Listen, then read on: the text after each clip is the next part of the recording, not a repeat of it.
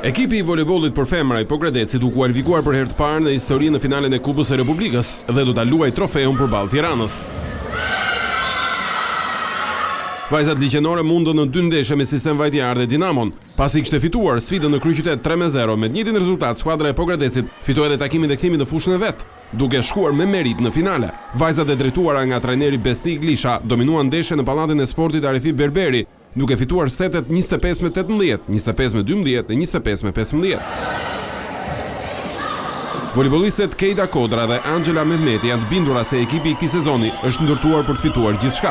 Fusha e ka treguar paraqitjen tonë, arritëm ku deshëm, akoma asgjë nuk ka mbaruar derisa të shpallemi kampion. Siç është bërë edhe pretendimet për ekipin kur është krijuar ekipi, kanë qenë pretendime për të fituar gjithë kupat që I përfshin kampionatin.